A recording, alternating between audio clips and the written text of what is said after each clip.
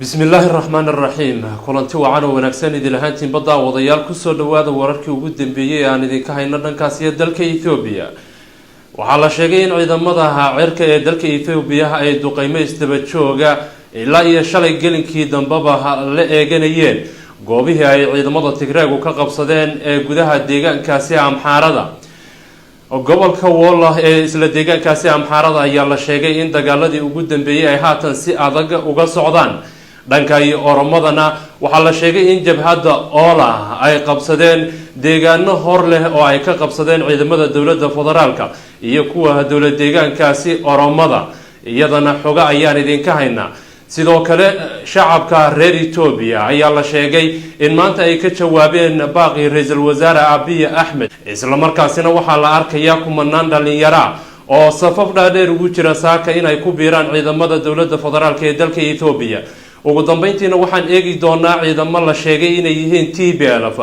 oo xalay habeenimo u soo talaabay galbeedka Humera xoga ayaan iyadana idinka haynaa qodobada iyo kuwa kale oo faahfaahsanba waxaa si dhow ula socday wariye Maxamed oo gudaha Ethiopia ku sugan isla markaasina haatan khadka telefoonka toos ugu jira oo aan wax ka weydiin doono ugu horeyn Maxamed soo dhawow bal waxaad inooga warantaa duqeymo ayaa laga soo sheegayaa deegaankaasi amxaarada in ciidamada dalka Ethiopia iyo diyaaradaha dagaalka dalka Ethiopia ay ilaa iyo shalay gelinkii dambe duqeymo ka wadeen aagaasi bal wararkii ugu dambeeyay iyo sida uu xaalku yahay Maxamed inooga waran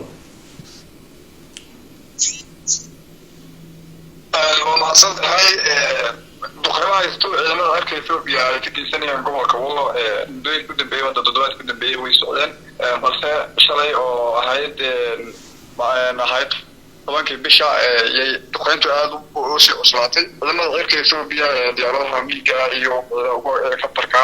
iyo sidoo kale diyaaradaha drones oo la sheegay in leeyihiin shinaha ayaa duqeynta shalay ka qayb qaadanayay waxay duqeyn ka geysteen gobolka Wollo iyo sidoo kale waqooyiga Gondar diyaaradahaas markaa waxaa la sheegay inay duqeeyeen inay beegsadeen xarumo ay deganayeen ciidanka TPLF oo inta badan duulimaad soo qaaday bidii u dambeeyay deegaanka Axmaarada ilaahay duqeeyeen waxaa ka mid ah magaalada Jarjar iyo gobolka Meersa dhanka kale waxaa la sheegay inay duqeeyeen magaalada Mortal oo ku taala gobolka Wollo oo waqooyigeeda marka inuu duqeymaha shalay diyaaradaha cirka Ethiopia duqeyn baan bigeysteen laakiin ilaa iyo hadda khasaaraha ay geysteen ma ayna sababtoo xitaa in mar TPLF iyagu laftooda ay sheegeen inay diyaaradaha duqeynta oo ay beegsadeen goobo raayida oo dad shacbi deganayeen inkastoo labada dhinac ay ka adeegsanayaan hadallo guulaha iyo mid walba wuxuu sheegay inuu guul gaaray balse waxaan hubanti ah in ay diyaaradaha dagaalku ay duqeeyeen xarooyin ay deganayeen ciidamada TPLF oo ku sugnaa funta hore dagaalka gobolka Wollo shata Merso shalay TPLF la wareegtay marka waa meelaha ugu muhiimsan ay duqeeyeen waa meelaha ugu weyn ee duqeyn bay kamid ahayd Mersa sidoo kale Jarjar waa iyaduna waa meesha labaad ee duqeyn badan ka dhacday marka diyaaradahaas shalay duqeyn oo gambi geysteen waxaana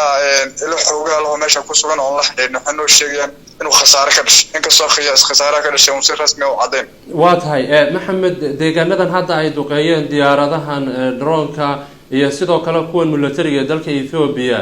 ma waxa ku sugan wali dagaalyahanadii TPLF mise waa meelaha ay maamulada u sameeyeen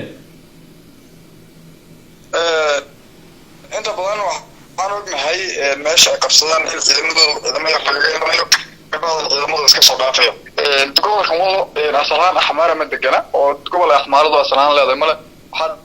degan dad Oromo oo Wollo la dhaho iyo qabiilo kale oo Agaagoo iyo la dhaho Agaagoo iyo yaa degan oo qof Agaagoo la dhaho marka TPLF waxay sameysay kacdoon shacab hoose qabiilka Agaagoo waxay u dhistay maamul sida magaalada Leeb oo kale maamul looga dhistay koob oo kale dadka deganaaba maamul looga dhisay gobeeya maamul baa looga dhisay waxaa la dhahaa Robert Kobeyan ayaa maamul baa loo dhisay marka agaarka baldi oo dhan magaalooyinka ku hareereysnaa oo dhan dad maamul buu dhisay marka meelahaas loo dhisay ciidamada dawladda laga soo barakiyay dawladdu waxay sameynaysaa duqeyn xagga cirka oo jawaab celin u ah qabsiga TPLF ka qabsatay magaalada goobaha ay duqeynayso waa goobada amala TPLF ay qabsatay balse aan xilligan xaaliga si weyn ay ugu sugneen oo dadka reeyay joogan واتهاي بل waxaad inaga dabageysaa saaka gobolka Woolo waxa laga soo sheegayaa in dagaal culus ay ka bilowdeen gaar ahaan bal meelaha la isku farasaaray iyo sida xaalku saaka uu yahay bal inooga waran OLF jabada ciidanka Oromiya oo ya بريء قدام بي وحاول أنا باب الحوجن بيش هذا معلمي قدام بي أو طبعا قدام بي بيشن طبعا كده قدام بي يا واحد بالله من أوله تقالوا يبقى بسنة ينتجموا أنت بدن تقول الله ضبالك يو وجه صانع دولة دي بدك ما تعرفه يجا هستي marka dagaalkoodu waxa uu soo raray waqooyiga Shawa ilaa galbeedka Shawa waqooyiga Wola iyo sidoo kale xitaa galbeedkooda marka maalmo u dambeeyay ilaa 10 magaalo bay qabsadeen jabhada oo alafta ku jirto Alidoor magaalo muhiim ah Alidoor la dhaho oo isku xidha wadadan Goojam iyo Addis Ababa dhaxayso oo muhiim ah istiraatiiji ah oo meesha inta badan wadanka soo kala goosha iyo dhawey qabsadeen sidoo kale maanta marka saaka subaxnimadii waxay sheegeen inay qabsadeen magaalada qalam waleega iyo sidoo kale gidham oo iyaga gobolka waleega ka tirsan oo galbeedkiisa ku taala waa laba magaalo istiraatiiji ah sidoo kale shalay waxay sheegeen inay qabsadeen deegaamo horle oo kala iyaguna ku yaala Gujisona iyo sidoo kale waqooyiga Shawa marka oo la fiiro lafteedu duulimaada cad bay qaaday oo aad u xooggan waxaana xusid mudan in ay soo bandhigeen ciidamo tiro badan oo ka tirsan ciidamada deegaanka Oromiya oo ay dagaalka ku qabteen iyo sidoo kale xubnaha ka tirsan laftooda militariga Ethiopia oo sheegeen iyagana in dagaalka ku qabteen meesha u dambeysay waxa sheegeen la wareegeen laba saldhig oo muhiim ah iyaga oo soo bandhigay inay sheeg ugu yaraan 100 baabo inay la wareegeen oo ku jira fadhismadaas iyaga oo sidoo kale waxa ay sheegeen inay qabsadeen saanad fara badan oo ciidan oo kala hub iyo wax noocaas ah qabsadeen soo kolka ay si xog rasmi ah si jirin oo qof madax banaan oo uusan joogin laga yaabo in qof walba iska sheeganayo guulo balse waxa uu bantay in magaalada la wareegeen oo labadaas magaalo oo ku yaal gobolka Wolega oo muhiim ah in la wareegeen saak xaaladda gobolkuna si guud wallahi galgalid ku jiraayo dawladuna ciidamo fara badan bay geysay oo inkastoo ay u badan yihiin ciidamada deegaanka Oromiya iyo ciidamada iskaashi shacab oo milishiyada iyo militariga oo ay laftooda ku mashquulsan gobolkan Tigreega marka xaaladan waxa la dhihi karaa iyada lafteeda dagaal kale oo dawladda Soomaaliya kaga furmay galbeedka Oromiya ayaa jira waa tahay hadii dadka Soomaaliyeed ina daawanaya aan xog badan ka haynin jabhadani OLF iyo waxa ay diidan tahay aad in yar bal sawir uga bixiso jabhadani ku kacsan dawladda Ethiopia ee magaalooyinka qabsanaysa maalmihii ugu dambeysayna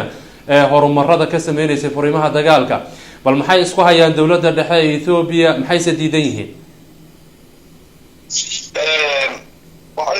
Oromiya Liberation Army waxay ahaayeen kolkii hore jabhada OLF markii la Ethiopia ay laba u kala jeexday oo xisbiga noqdeen wala way jiideen waxa hogaamiyeen la Bawajamaro oo ka ah gudoomiyahooda ahna taliyahooda marka way diideen halka iska galeen abaabul ciidan ay sameeyeen shacab fara badan oo Oromaa baa taageersan dad badan baa taageersan oo inta badan Oromada dibadda iyo gudaha ku sugan baa aad taageersan mid kale ururkan ku aad usii biiray markii Jawhar iyo la xaray Bakala Garba iyo Xamse Boorona markii la xaray ku biiray dad dhalinyaro fara badan oo kala dhigi jiray qiro ku biiray ururkan marka uu awoodeystay abaabul badan bay sameeyeen tababarro sameeyeen ciidamo badan bay sameysteen marka ciidan waxa uu noqdeen gobollo waxaa jira inta badan Oromada ay dawladdu gaarin oo waqooyi sidoo kale koonfurta Baalay Guji oo koonfurteeda inta badan iyaga xukumo inta badan dawladdu ma tagi jirinba way awoodeystay marka waxay heleen inay awood halka ka sameeyaan wadamo ku tababartaan hadda dagaalka markii Ethiopia uu bilowday iyo gobolka Tigray uu dagaalka bilowday waxay heleen dhaqaale iyo awood iyo dhiirigelin kale way farabateen marka awooddeedii u sii kordhay ama sii farabateen waxay sameeyeen hawlgallo area iyo deegaamo hor ay qabsadeen hadda marka dawladdii ciidankeeda militariga markuu iska naaqusay dagaalkan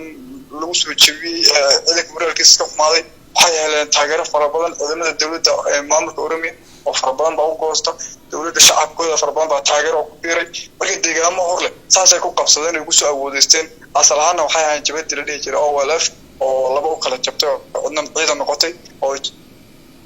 waa tahay waxay noqotay waxaan filayaa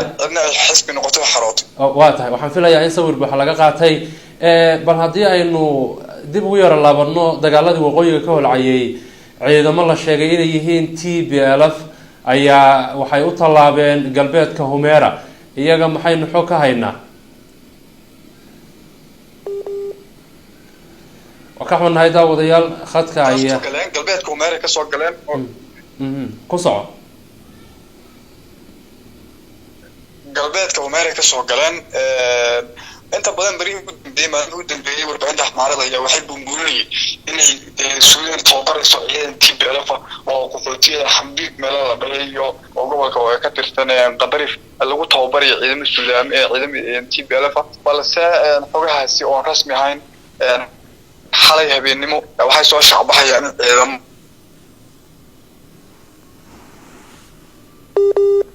marka tirsan TPLF oo inay kasoo gudbeen xataa leegtan marka TPLF ma sheegan balse halkaas dagaal xun oo culus oo ka dhacay axmaaradu waxay sheegeen inay ku dileen 209 askari inay ku dileen hub fara badan oo gudaha la soo gelinayna ay qabteen balse xogaha rasmiga oo aagaas ku sugan Humera oo waxaynu oo ku beegan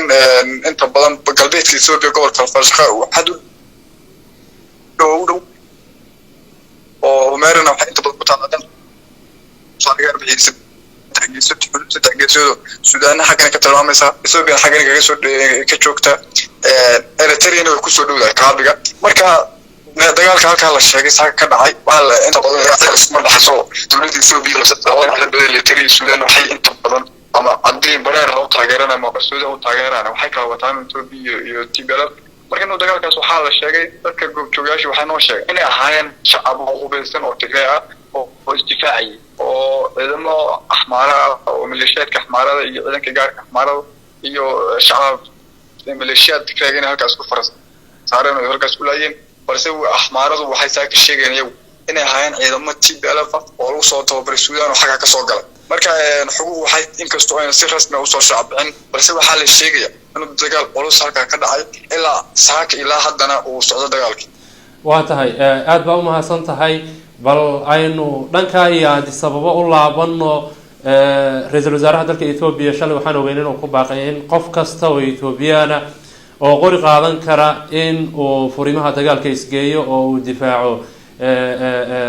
dawladda Itoobiya iyo qarannimada Itoobiya bal ka waran saaka jawigu sidee yahay waxa la sheegay in dhalinyaro badan ay ka soo jawaabeen baaqaas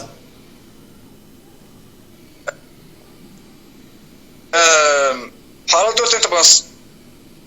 markiisa oo iska qasay oo dhigtay tasiitin dawladda caadi shaqeynaya balse saaka shalay ku guurayso saar ku baaqay qoraal dheer oo isku dabayacsan oo inta badan isku dhaxyacsan oo kala fureen markuu soo saaray oo murtiisu ahayd in dadka shacabka ay isqoraan ciidamada militariga Itoobiya oo taas laga dhadhansan karay guuldarrada ciidamada Itoobiya soo gaadhay yaa saaka inta badan goobaha ciidamadu degan sida wasaaradda gaashaandhigga kale waxa mar aan soo agmaray waxa ku arkay leeman dhabeed dad shacab fara badan oo dhalinyaro badan oo isqoriya dadka laakiin isqoriya ciidamada waxay u badnaayeen kolkan dib xogto raacay qoomiyadda axmaarada iyo oromada wax kaga jiraan qoomiyadaha kale xitaa aad ugu badnayn balse muhiimadu waxa weeye baaqan ra'iisul wasaare qaranka dalka dadka kiisa ku imaadeen marka waxa la dhadhasan karaa ugu yaraan 20% inay dadka isqoraan ciidamada inay si guud ay noqon karto xitaa dhiirigelin ama ciidamada dagaal ku jira ay noqon karto marka inay saaka Addis Ababa waxa la sheegay anigu lafteedu aan arkay qarmo kalena ay sheegay in lagu qoriyo dad badan oo shacab oo leeman dhaaleer ku jira sidaas ku qorlaan askarta isku diiwaan gelinayeen saako kalena haddana saaka meel kale ciidamada dawladda waxay ka fureen tababar ciidan kuma dowla tirada hadda rasmi uma hayo laakiin kuma dhowr kun oo askari baa loo xariyay tababar oo sidoo kale hoorso meel dirabadu oo hoorso ciidamada Itoobiya lagu tababarana iyagana waxaa lagu xariyay ciidamo fara badan oo Itoobiyana sidoo kale gobolka Oromiyana ciidamo fara badan baa lagu xariyay marka niyow si guud dalka Itoobiya wuxuu iska galay marxalad dagaal waa si fulwaar dagaal shacab dagaal sokeeya marka xaaladdu inta badan waxay u egtahay un abaabulka inta badan ama uu midho dhalaa ama uu guul dareystaa marka laakiin si guud xaalad Ethiopia waxaa iska qasan oo aan la qiyaasi karin dhaqaalihii dalka zero noqday dagaalaha ka socda rabshado meelo badan ka taagan yihiin sida Benishangul oo kale hadda jabada la dhaho Benishangul meel ay qabsatay deegaamo oo ay qabsatay ay jirta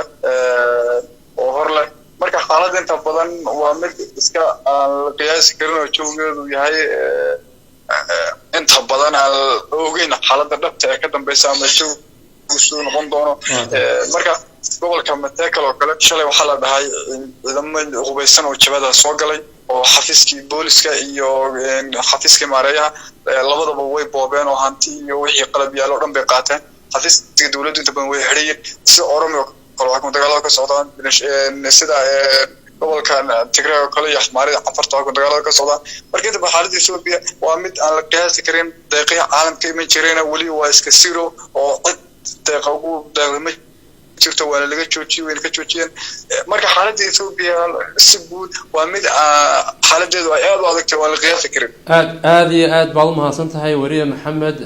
wixii wararka dambe abdeedaha ku saabsan dalkaas Ethiopia marar dambe oo badan ayaan insha Allah ta'ala kala soo xiriiri doonaa